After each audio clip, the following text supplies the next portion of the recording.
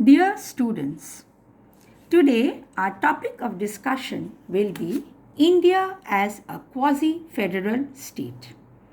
This is a topic of class 12 political science ISC.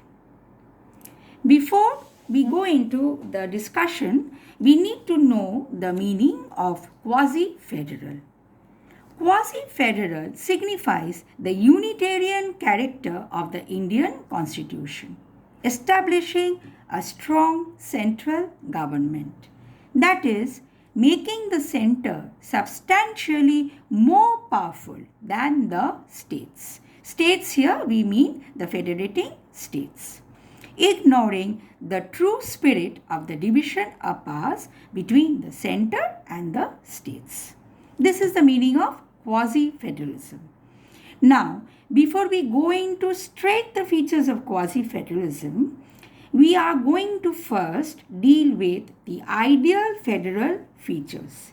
In doing so, what are we going to do? We are going to compare India with USA and study very briefly the division of powers, etc., the powers that are there, the features of the ideal federalism both in India and USA. Okay, then we will go into the quasi-federal features, and this will help to give you a better understanding. Let us start now first with the federal features. Very briefly, number one, we have division of powers between the center and the states. USA has, we also have. It is the same. Why? Because this is an ideal federal feature. Next, following is the dual administration between the center and the dual administration of the center and the state governments, both in India and USA. Here one clarification is required to make, that is, the central word, the word federal and the word union are all synonymous. They are same meaning. So you can use any one of the words. Third, we go to a written constitution, which is again an ideal federal feature. Both USA and India has a written constitution. Okay, why? Because powers of both the center and the states are clearly demarcated in the constitution. Next, we go to constitution as the supreme law of the land. This applies for both India and US. Here, the center and the states derive their power from the written constitution, and thereby both the sets of the government, they exercise their powers in accordance with the provisions of the constitution. We go to the next ideal federal feature, that is a bicameral legislature. I hope you know the meaning of bicameral. Legislature is a legislature having two houses, the upper house and the lower house. Why bicameral is an essential feature? Because the upper house represents the states. In USA, upper house Senate is representing the states, and the lower house, House of Representatives, represents the people. In Indian case, it's the upper house Rajya Sabha that represents the states, and Lok Sabha, the lower house, that represents the people. We go to the last ideal feature that India has. Okay, ideal federal feature that India possesses, that is judiciary is independent. In the case of America, it's the same thing. The judiciary is independent. Why it is so? Because it needs to protect and interpret the constitution. And number two, it settles the dispute between the center and the state. Dispute between the center and the state is very obvious. Why? Because there are two sets of government, so disputes can occur.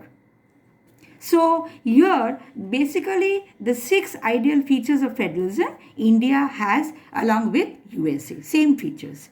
Now we are gradually entering into the quasi-federal features of India, where India is deviating from ideal federal pattern. We come to constitution. India has only one constitution for the whole country. USA has two sets of constitution. One is the constitution of the USA.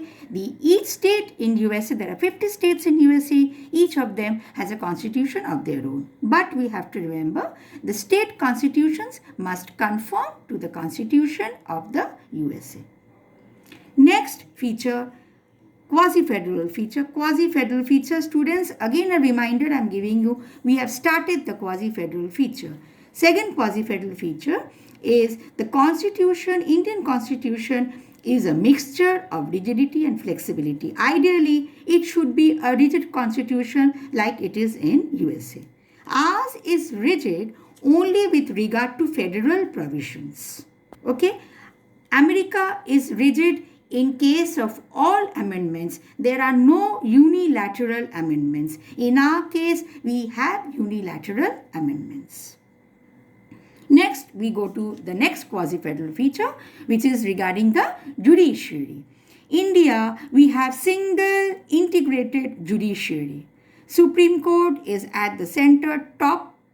Below the Supreme Court is the high courts in each of the every states, that is in the middle level. At the lower level, we have the subordinate courts, which is placed at the districts. But ideal federation, there is a dual judiciary, the federal judiciary and the state judiciary. But nevertheless, Supreme Court is the apex judiciary.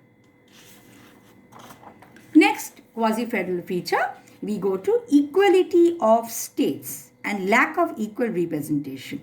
Ideal federal feature is equality of states in the Senate.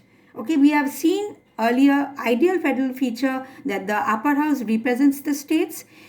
Ideal federal feature in America, Senate upper house, from each state there are two representatives. Ours is quasi. In Rajya Sabha, we don't have equal representation. Our representation is in proportion to the population in the Rajya Sabha. So again, we are deviating from ideal federalism. Next, we come to dual citizenship. In America, citizens are citizens of the USA and of the states in which they reside. Dual. India, we are all citizens of India only. Next, we go to centered. In India, centered can reorganize the states and change their boundaries under the State Reorganization Act 1956. In this manner, number of states have been created. This is not present in USA. Next, quasi, we come to a strong center. First, we deal with the residuary powers. The residuary powers are vested in the states in USA. But in our case, the residuary powers are vested in the center, making the center more powerful. Now, I hope you are clear with what are residuary powers. Residuary powers are the item subjects which are not mentioned in any of the list. There are three lists: union, concurrent and state. So residuary powers, ideally it should be in USA the states are making laws, but in our case residuary powers, center is making laws. Now we come to union list. Union list has 97 lists. Most important subjects are there and they are all of high earning revenue. Next we come to concurrent list. Concurrent list, you know that both the center and the state can make law.